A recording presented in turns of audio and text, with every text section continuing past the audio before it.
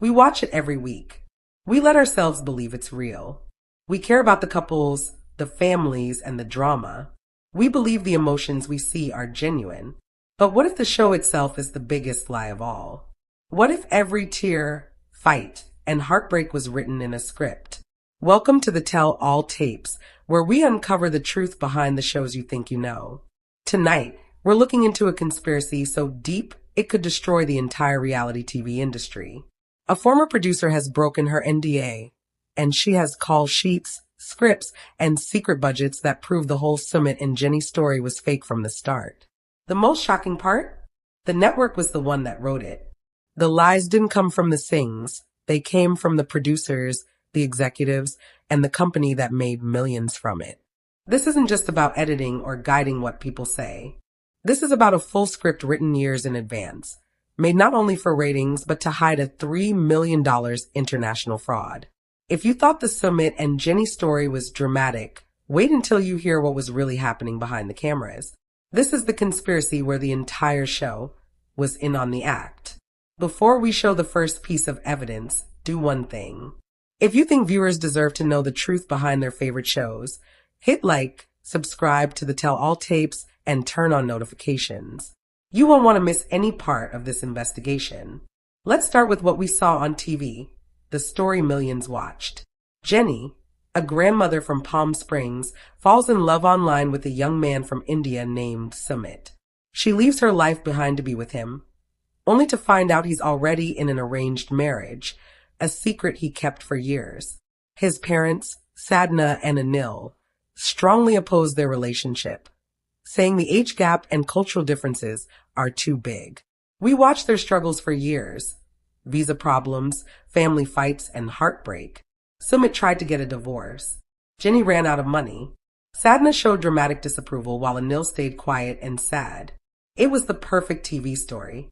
There was a hero, a conflicted lover, and strong villains.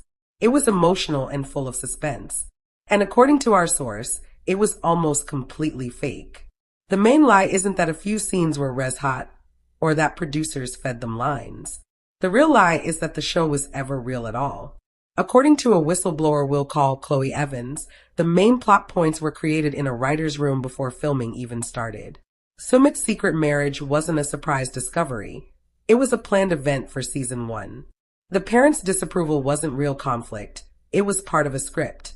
The endless visa issues weren't bad luck. They were written in to stretch the story over many seasons. Chloe says the Singh family weren't just regular people in a documentary. They were partners in a fake story, paid actors in their own lives. Their contract wasn't a normal reality TV agreement. It was a business deal with a few corrupt producers. In return for acting out this big fake love story, they got not just their usual pay, but a share of the extra money hidden in the budget. They weren't just TV stars. They were partners in a crime. Now we get to the real scam, the one off camera. The show's drama was a cover. The real story was about money, about $3 million. According to Chloe's documents, the fraud worked like this. The production company, owned by the network's parent corporation, made fake budgets for filming in India. These budgets were way too high.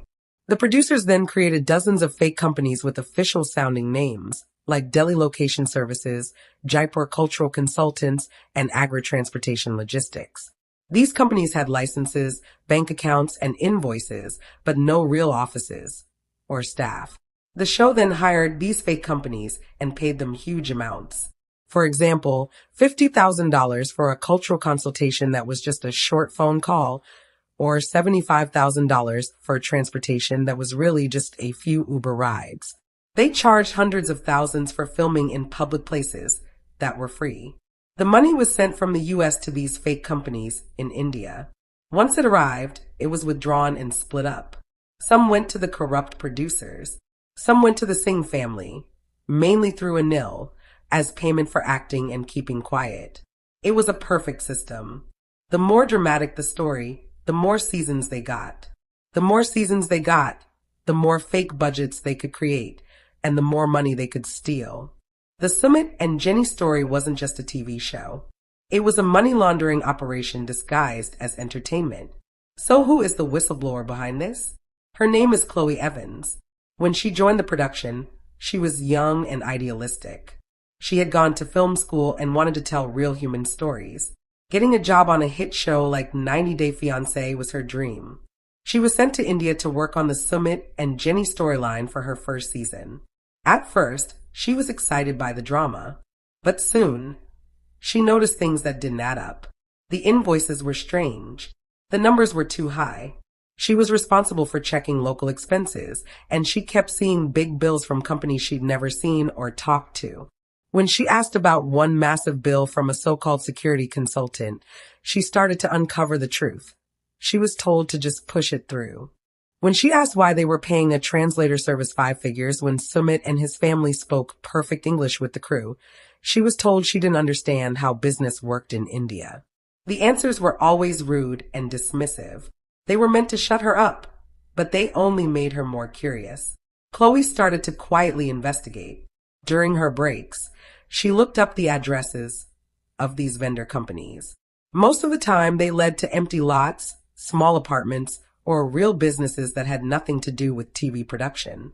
She began copying the most suspicious invoices and saving notes about every conversation where her concerns were ignored.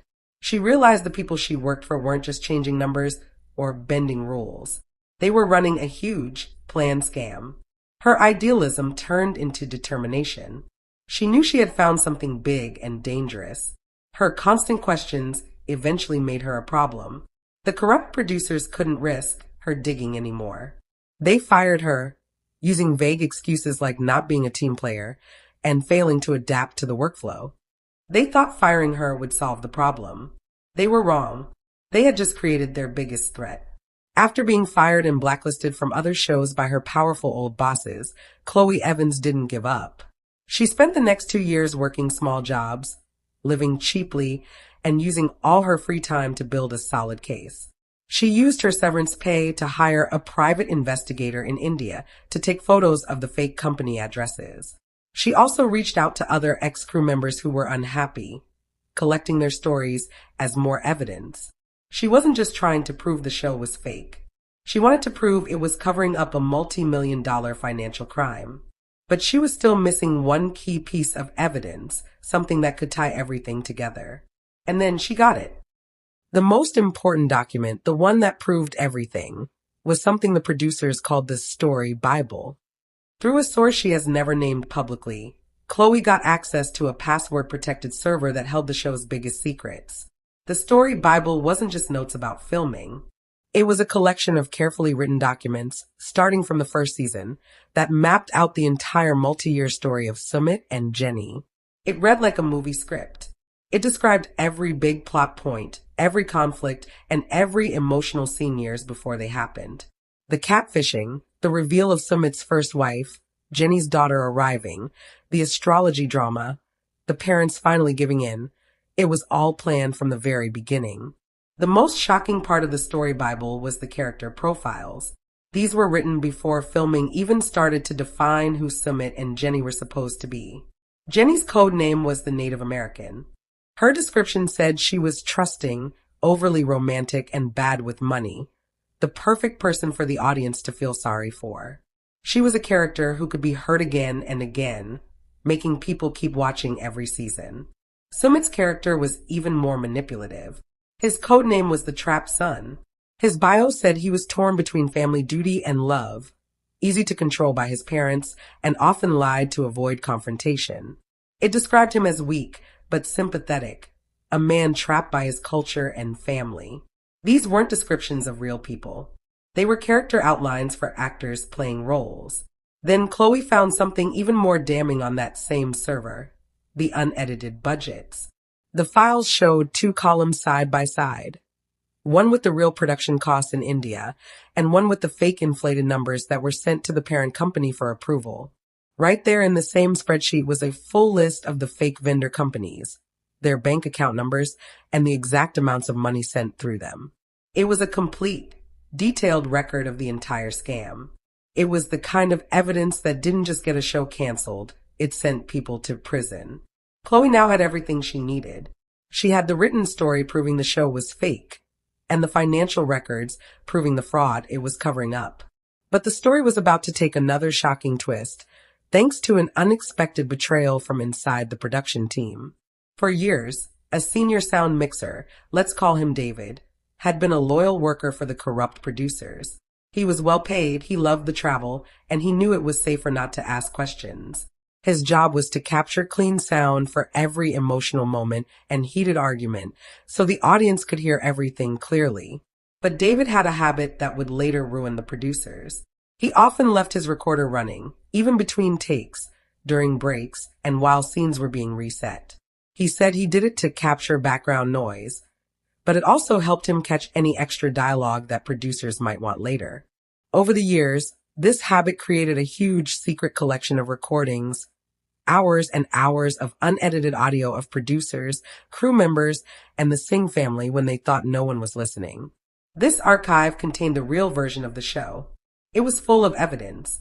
In these recordings, you can hear producers telling the Singhs exactly what to say. You can hear them feeding Sadhna lines to make her sound more mean and dramatic. You can hear them coaching Sumit on how to look more torn and emotional during his interviews. Even worse, the recordings caught them talking about the fake payment scheme. There are clips of producers laughing about how easy it was to get fake invoices approved. There are conversations with Anil Singh about when his next vendor payment would be ready.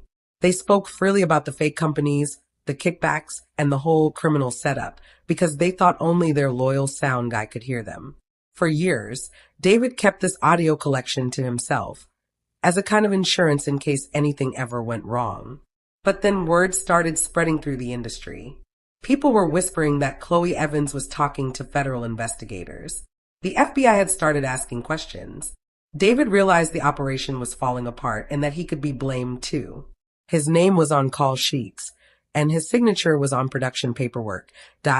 He was there during the fraud, and his silence could make him look guilty. Afraid he would be caught up in a huge RICO investigation, he acted out of pure self-preservation. He reached out to Chloe Evans.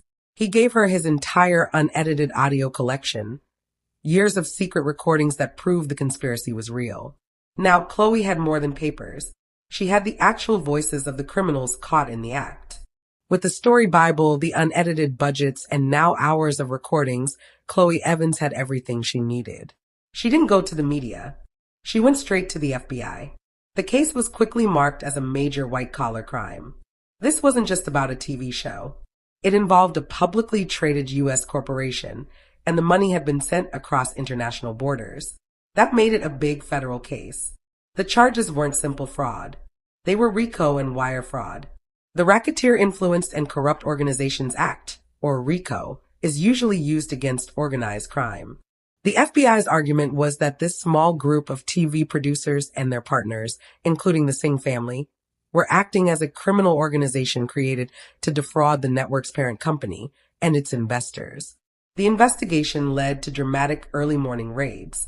FBI agents stormed the production company's offices in Los Angeles, taking servers, computers, and boxes of files. Key producers and executives were arrested in their homes. The news shook the entertainment world. It was one thing for a reality show to be fake, but something else entirely for its producers to face charges usually reserved for mob bosses. The indictment named several top producers, some mid-level executives, and listed Anil and Sumit Singh as unindicted co-conspirators, leaving their punishment to India's legal system. The trial that followed became a landmark case that warned the entire reality TV industry. This was no longer about ethics or editing. It was about serious federal crimes. Every day, the courtroom was full. Journalists, industry insiders, and curious onlookers all came to watch. The prosecution, led by a tough assistant U.S. attorney, presented the case clearly and powerfully. The defense lawyers tried to argue that it was all a misunderstanding, just creative accounting and normal production chaos. They claimed the story Bible was only a planning tool meant to help shape the show's flow and predict possible storylines. They said the vendors were real, just disorganized. But their defense was weak, and it soon fell apart. The first big moment came when the prosecution introduced the story Bible as Exhibit A. They projected the character bios of the Native American and the trapped son onto a huge screen for the jury. The prosecutor read out loud the cold, detailed descriptions of Jenny's supposed vulnerability and Sumit's fake inner conflict. The courtroom went completely quiet. This wasn't shaping reality. This was manipulation.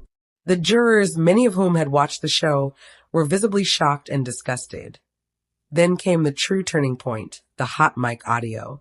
The prosecution played a collection of the sound mixer's secret recordings. The speakers came alive, and suddenly the jury could hear the producers themselves, in real time, running the fraud. They heard a lead producer's voice saying to Sadhna before a major confrontation scene, "Okay, Sadhna, that was good, but I need more anger in this take. I need you to really believe she's destroying your family. Remember what we talked about? Remember the money is for Amit's new apartment. Let's go again." A gasp filled the courtroom. The defense's claim that this was just shaping reality was destroyed. The jury could hear everything for themselves. The audio continued. They heard the producers and Sumit coming up with lies to tell Jenny about his divorce. They heard them celebrating after a big fake invoice went through one of their shell companies. They even laughed about Jenny's real tears after a scripted fight. One producer said, "She's playing the part perfectly. The tears look great. This is rated gold." Each new clip hit harder than the last, a raw look at how deeply manipulative and cruel the operation really was. The producers sitting at the defense table turned pale. Their entire careers were being ripped apart word by word. The defense had no comeback. The tapes were too clear, too real. The jury didn't take long to decide.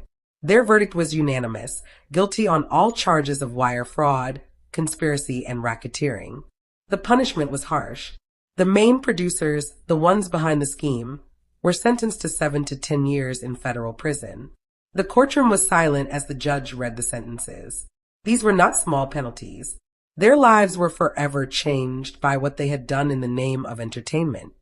The parent network wasn't criminally charged, but the Securities and Exchange Commission fined them heavily for failing to supervise the production and for misleading their investors. The fine was massive, in the hundreds of millions of dollars.